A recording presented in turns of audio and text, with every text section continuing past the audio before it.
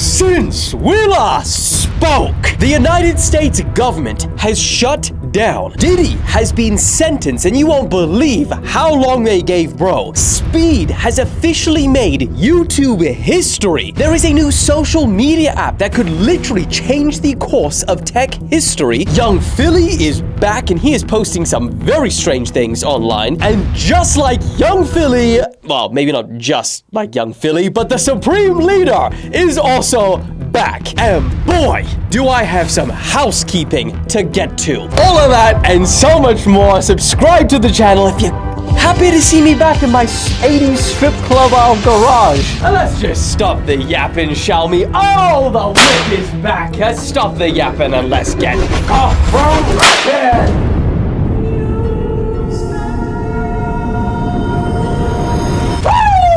Okay, we gotta start today with this because holy hell, Speed has officially made history. After 35 days of traveling across America, streaming non-stop for over 800 hours through 28 states and dozens of cities, Speed's US tour has finally wrapped. Bro, and the numbers are just insane. In just the last month, Speed's YouTube channel got over 247 million views. It grew by over 2.1 million subscribers, and not just that, but his Twitch also got 8 million hours watched, as well as 900,000 new subs. And he did all of this from his insane custom bus, which was rumored to cost around $300,000. At the end, he even rewarded his bus driver who drove him all across America with a $50,000 Rolex. You guys are awesome. Go you Mike, y'all. Mike Wazowski. And if you think that's a lot, well, the tour production itself alone cost over $1 million. But here's the part which I found the craziest. After, streaming non-stop, even while he was sleeping, for 800 hours, you'd think at the end of that, he'd be like, aight, let's just take a break, and we wouldn't see him for a while. But no, you're going to be seeing a lot more of Speed from today onward, because on the very last day of his tour, he announces and goes to the premiere of a new series called Speed Goes Pro. This is where he tests his athletic capability with a bunch of professional athletes like Tom Brady, Randy Orton, etc. So what that means is that before his tour started, the US tour, he would have had to film an entire professional series. Also, he could release more content while potentially taking a break after this. Just insane. I feel tired listening to this. People are already saying that this was the tour which set the standard for all time. So the question is, does Speed win Streamer of the Year for this or not? I mean, the other one up there could be Kaisenat, but I don't think his Mafiathon comes close to a freaking IRL country nationwide stream. But let me know your thoughts in the comments. Who deserves Streamer of the Year for 2025? Moving on. Okay, boys. Major breaking news to interrupt this with. We are just moments away from finding out how many years Diddy is being sentenced to in prison. But here's a little bit of a problem, because I've been on this live stream for 8.5 hours now, and they still have not reached a verdict, and I need to get some sleep. Otherwise, I carry out executions and not whippings. But it doesn't really matter, actually, because I'm pretty sure we know how many years he's gonna get. So leading up to today, Diddy was actually begging the judge for mercy, saying he had lost his way. He actually wrote a 4-page letter to this judge saying that he is sorry for all of the hurt and pain that he has caused. He said that my domestic violence will always be a heavy burden that I'll have to carry forever, that he got lost in the drugs and the excess, and that he's been humbled and broken to his core. He said, quote, "The old me died in jail and the new version of me was reborn." It's sounding like a movie or some shit. Anyway, his lawyers are essentially making the case that he is very remorseful, and they are pushing for only 14 months in jail, which he served like about 12, so he would only have about 2 months left. It would be time served. And if they get, their way, then Diddy will be out in a couple months, which would be pretty crazy. But the prosecution, they are pushing for him to serve at least 11 years. At least 11 years in prison, because they argue that Diddy is not sorry at all. This is all an act, that Diddy would pose a danger at any age, and that a lighter sentence would only let him get away with years and years of abuse. Now, the judge has already pretty much said that the advisory guidelines suggest a sentencing of around 6 to 7 years in prison, and that he sees no reason to depart from the sentencing guidelines. So, probably by the time you're watching this, Alex can put the number right here. This is how many years Diddy is getting into jail. That's his sentence. I'm pretty sure it's about 6 to 7. I don't see any reason, otherwise it's going to be a major shock, and I'm going to wake up with my jaw on my lap, and it'll be pretty crazy. But what do you guys think? Do you think that Diddy deserved more years in jail? Less years in jail? Were you surprised by it? I mean, I'll wake up in the morning and find out, I guess. Moving on. Also, talking about someone who is receiving the Diddy treatment from the internet right now, Young Philly. He's back in the UK. Boy, is he posting some bizarre stuff on social media right now. So, about 3 weeks ago, he was actually granted permission to travel home to the UK for the first time since he was arrested and charged with sexual assault in 2024. Now, he has been on bail in Perth ever since, probably about a year, I would say, all while waiting for this court date. And in that time, he's actually been charged with 2 additional new counts of penetration without consent in 2025 for a separate incident. So, kind of mounting up. But I do need to say, he has pled not guilty to everything. He will, however, have to return back to Australia in January, about the 7th, and then he'll submit his passport to authorities the following day. Now, since he's been back at his home, instead of just staying silent, which would probably be, I guess, preferable, he's actually returned to social media. But because, I think one of his conditions of his bail was to not be able to address any of the court case online to social media following, he's kind of being forced to just ask really random questions like, does the curly hair suit me? And looking at this picture, my first thought was, okay, curly hair suit me, fair enough. But why is bro gotta do it wet or sweaty? I don't even know what that is. Because he's just asking for the comments to be wild. And wild they were. Oh my god, the first one is an abomination. They said, good grip for the jail, man.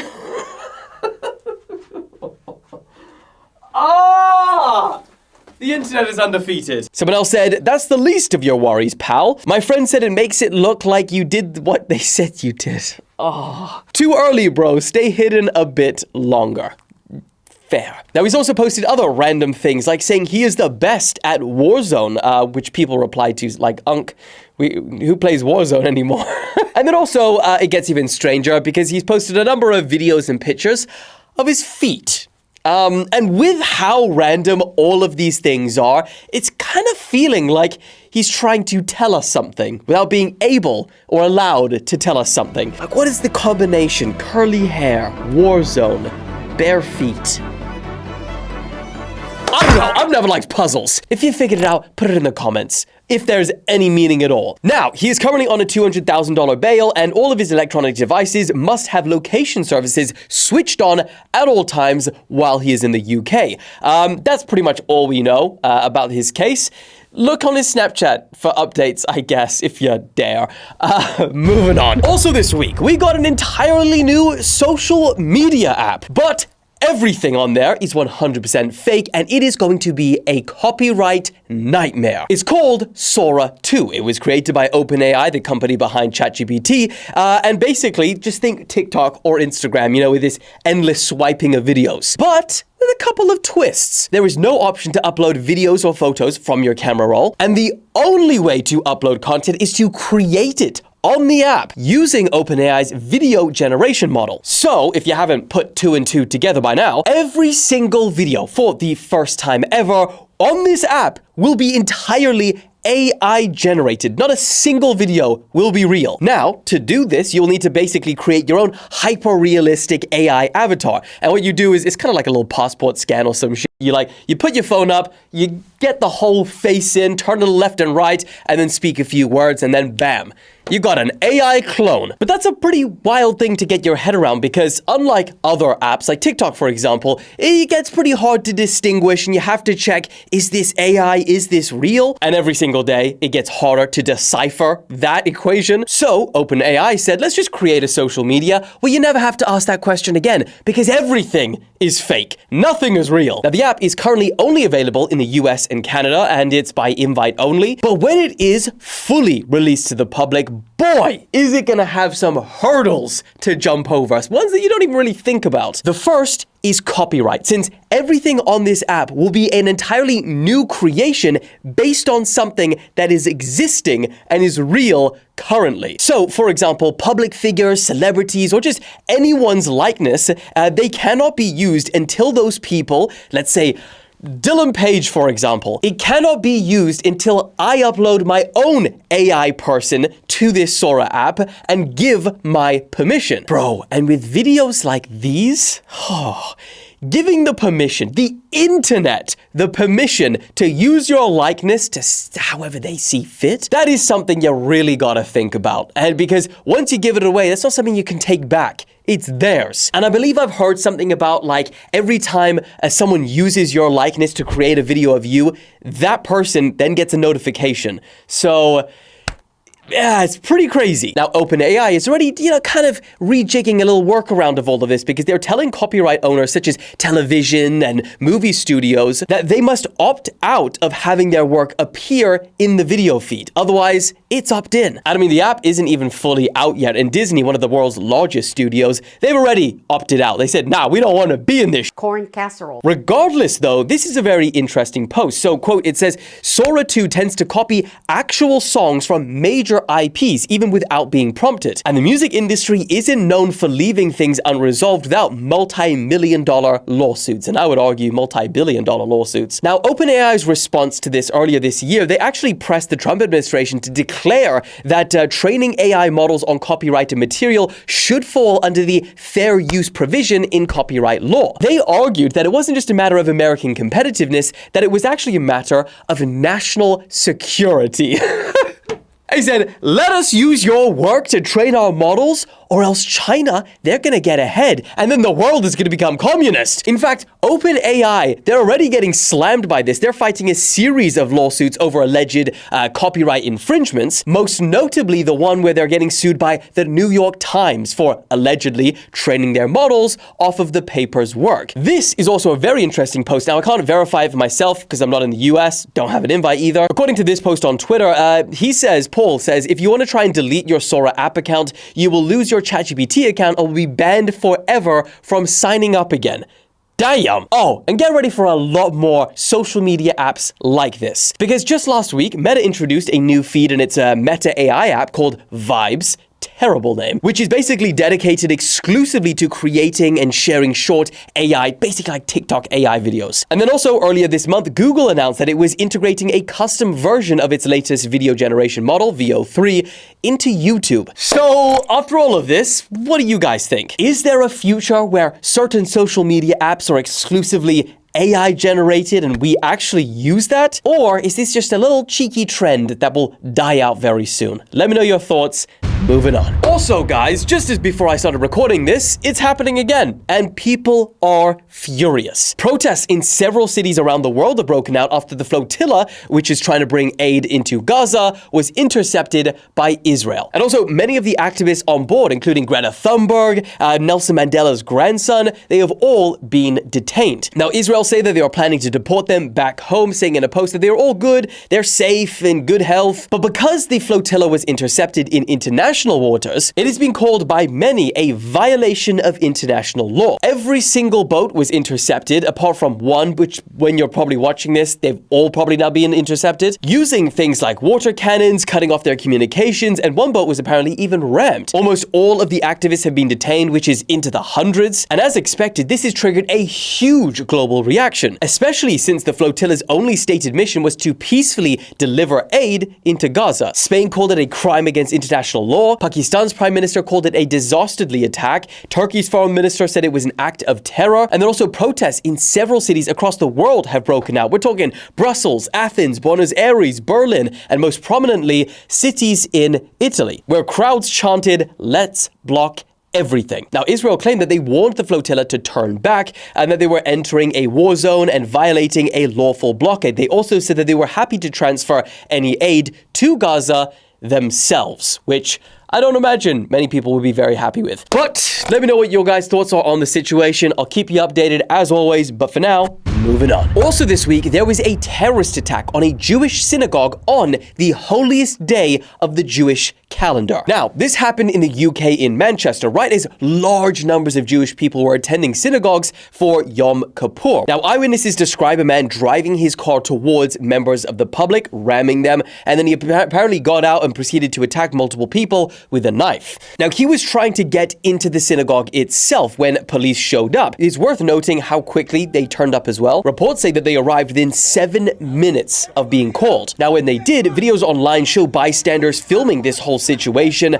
saying that he's got bombs strapped to him. And this is when the suspect refuses to listen to the police and they open fire on him. Now, the attacker has been identified as 35-year-old Jihad al-Shami, a British citizen of Syrian descent. And also, since then, 3 other people are being arrested as well on suspicion of preparation and instigation of acts of terrorism. Now, the attacker also looks like he had a number of explosives strapped to his waist, and the police even said, "Get back, he's got a bomb." But once police investigated further, they said that the device that he was wearing was, quote, not viable. Now, as for the victims, 2 Jewish men have been killed and 3 others remain in hospital. All of them suffered stab or vehicle wounds. Another thing that's just breaking right before I got into the studio was that one of the men who died had bullet wounds, and this was apparently from when the police tried to shoot at the attacker. It went through the door and hit one of the people inside the synagogue. They also said a second person who was in hospital also had wounds that were consistent with a gunshot wound, but that injury wasn't life-threatening. Now, Keir Starmer, he headed back to the UK early to hold an emergency meeting. He ordered additional police assets to be deployed at synagogues across the country, saying that the individual attacked Jews because they are Jews and attacked Britain because of our values. He also said that this is not a new hatred, but one that is rising once again, and Britain must defeat it once again. Now, this is still a developing situation, so I'll keep you guys updated as we know more, but for now, moving on. Also this week, the US government shut down for the first time in nearly 7 years. And as I'm recording this, 3 days in, it is still shut. Now, I'm not gonna yap for too long about this subject because it's all we've been hearing about for the last 7 freaking days. Now, essentially, Republicans and Democrats, they've been beefing on that floor, and they simply cannot agree on a temporary funding bill that funds all of the government services, right? Meaning, without that funding, the government cannot legally spend any money, meaning roughly 800,000 federal employees who get paid by the government are now being furloughed. They kicking up them feet at home. Well, I don't know, maybe some of them are. But for all of those government employees which are essential and shit doesn't run if they just don't turn up, well, they have to still turn up to work, but unpaid. Now, they will get a back pay in the future once they are allowed. The government's allowed to spend money again, but still, pretty damn crazy. Now, economically, the White House warns that the US may lose between $7 and $15 billion in GDP per freaking week if the government shutdown continues, along with 43,000 additional unemployed individuals over a month. Now, we're not expecting it to last that long, but we'll get to that. The judiciary announced that it can continue regular operations through to about October the 17th. But beyond that, only essential court work will continue after that. That's pretty insane. CISA, the cybersecurity agency, they have furloughed a large portion of their personnel, which poses a pretty significant risk at a sensitive time for the infrastructure defense. Any cyber attackers out there? You didn't hear that? The US is strong as ever, okay? And then also border protection, law enforcement staff, immigration and customs enforcement, ICE. In hospital medical care and air traffic control workers, they are all expected to operate as usual. Those are the essential ones. Now, as for how long this is going to be before it reopens up again, we have no idea, but currently everyone says, or at least the reports say, there's no end in sight. They just cannot agree on right now. So essentially, it's fingers crossed for sometime early next week. So enjoy your weekend with the government shutdown. Now, if you're wondering how long could this possibly go on for, well, the longest shutdown in US history was in 2018 and it lasted for 34 days. So hopefully we're not in any record-breaking moods because shit would get pretty bad. But you probably don't even remember that one that lasted 34 days. You're here to tell the tale, so we'll be fine, won't we? Moving on. Also, 2 major American corporations are getting cancelled. We're talking Netflix and Microsoft at the same time. I guess Disney can finally take a break. Not for long though, I'm sure we're coming back for you. So, Netflix first, and Elon Musk has really got involved in this one. So over the past couple of days, thousands of people online have been sharing screenshots of their cancelled Netflix subscriptions. And this is all because of one show and the show's creator. In fact, Elon Musk, the most followed person on Twitter, has been super vocal about this, only pouring gasoline on this boycott. Now, the show in question is called Dead End Paranormal Park, and essentially it's a children's animation show which depicts a transgender character. Now, this has pissed off a lot of people, saying that it's woke, that it's brainwashing kids, the usual. But it's not only because of that character. The show's creator, Hamish Steele, he is also being criticized for calling Charlie Kirk a Nazi in a post on X, which is now resurfaced. So people are calling out Netflix to try and pull the show or carry out some sort of disciplinary action on him. But if they don't, then I'm sure the cancellation attempts will just continue. And then as for Microsoft, they're facing their own separate cancellation for an entirely different reason. They announced that they're going to be raising the price of their Game Pass from $20 to $30. And boy, has that pissed people off. In fact, it has led to so many people canceling their subscriptions that their webpage for canceling subscriptions crashed. Damn, that's got to be one of the first. Now, their director, Dustin Blackwell, he tried to defend their action of raising the prices by claiming that gamers actually get more out of this new, more expensive package. It's not about money. It's about sending a message. However, gamers are not buying it. All they're seeing is that the price is going from 20, now I'm gonna have to pay 30. This is ridiculous. Cost of living crisis. So yeah, not looking too good for these companies right now, but are the days of cancellations and companies folding like Cracker Barrel did over? I guess time will tell. Moving on. And just like, these companies are facing backlashes and boycotts from Gen Z, governments around the world, I don't think they are ready for the rise of Gen Z protests.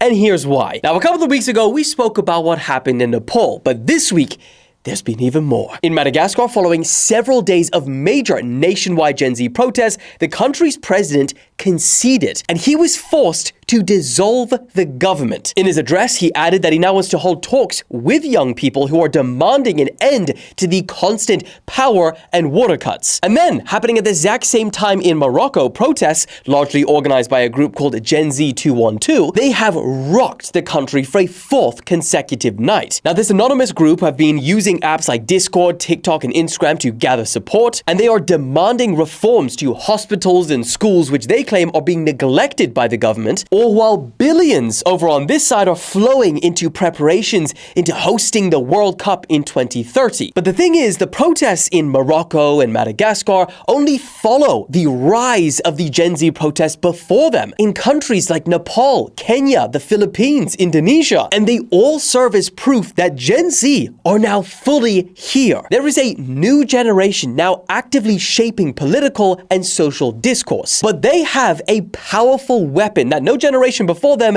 has had: social media. Millions can now rally and organize around a cause faster than we have ever seen before. And not only that, but because of its global reach, these youth movements are learning from one another. Many are now sharing similarities and strategies like decentralized leadership, the rapid circulation of digital content, and now, just like we spoke about in last week's video, even sharing cultural symbols like the One Piece flag. And the crazy part about it is that it is only just begun. The rise of Gen Z protests is really picking off.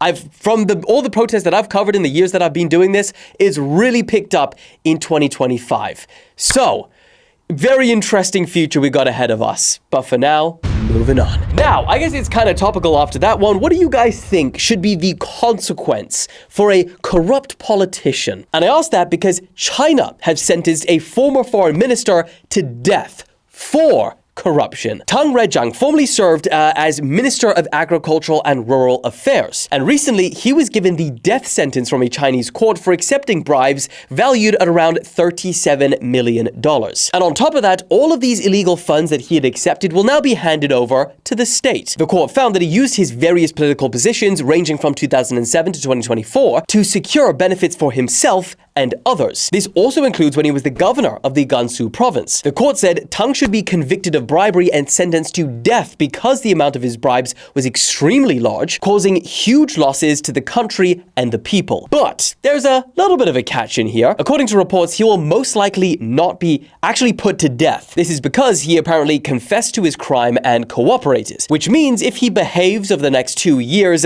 his sentence will likely be reduced to only life in prison. But if he doesn't, death. But either way, that's a pretty significant penalty for a politician to get. So the question that I have for you guys is that a fair consequence for a corrupt politician taking bribes, or is it way too harsh? Let me know your thoughts. Moving on. Also this week, humanity set a new record. We got our first ever half trillionaire. Don't know if that's a real milestone. Now, just a couple of weeks after Elon actually got dethroned by Larry Ellison as the world's richest man, well, it only took him a couple of weeks to shoot up $150 billion, and he touched $500.1 billion on Wednesday, according to Forbes' real-time billionaires tracker. Now, that doesn't mean that he's got $500 billion sat in his bank account that he can spend his money on. It just means that his companies that he founded or has stakes in, they have shot up in value. And he's not even allowed to just withdraw his shares at any point that he wants. It's kind of just like, he's kind of worth that. He doesn't have that. So the reason he's shot up is Tesla's stock price has nearly doubled since Elon announced that he's going to be stepping back from Doge. Jeez, how amazing that turned out. His rocket company, SpaceX, which he founded in 2002, is now worth over $400 billion. And then xAI, which is his AI company that is merged with his social media company, X. Bro's got too many freaking companies. Well, that is now worth $113 billion. But you want to know the craziest part? In 2020, so about 5 years ago, Bro was only worth $24 billion. Compared to $500 billion today. In 5 years. That is insane. But yeah, moving on because I need to talk about something else. Okay, we need to do some real housekeeping today. We need to address all these goddamn petitions. Because there has now literally been a petition to address why I'm no longer addressing petitions. This is getting out of hand. So firstly, I am not addressing petitions. I'm only addressing the ones that reach an amount, 5K likes, that is the threshold for it to be brought to the summoning square of debate and doing. That's a terrible name. Jeez, don't catchphrase that, Alex. And so the Alex to give a news report, that was one that got significant traction, showing that the empire really wants this one. Now, the second one, I must admit, which has got enough traction, about 14K likes, is the petition for Dylan to edit the next news segment. And I will be doing that. However, I've just come back from Las Vegas, recording a very special episode for you guys. So now I'm back. I will try and factor that into my time. And let's be honest, guys. Do you really want me to do that? It's not going to be a fun edit. But then some of the ones, for example, that haven't got enough traction is for me to do an episode while hiking. Bizarre. What was that? 22 likes? Pfft, measly. Petition for Alex to do a dub over Dylan's voice, like on an anime. 200. Pfft. Petition for Dylan to dye his hair pink. That's not even a serious petition, guys. What are we doing? Petition. The Emperor must explain why he didn't tell us he has a cough and flu. These petitions are getting out of hand. You know what? I might petition from the top down to ban petitions of the empire. That's how silly these are getting. The petition for Alex to do the news segment once a month, that one got 1.3K. It's not the 5K threshold, but it's up there. And I personally would like that and vote for it. So point is, we only have one successful petition in the works right now, and from now on, 5K is the threshold. No silliness, all right? I think the house is looking pretty tidy after that, don't you think? It is Spooktober, so changes to the studio coming soon. And I think with that being said, that's a wrap. That is a wrap. You're all caught up. I love you guys as always. Shut up about the petitions, and I will see you on Wednesday.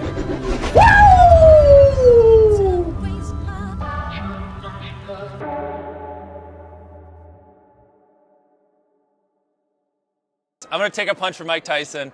Whenever you're ready. Oh.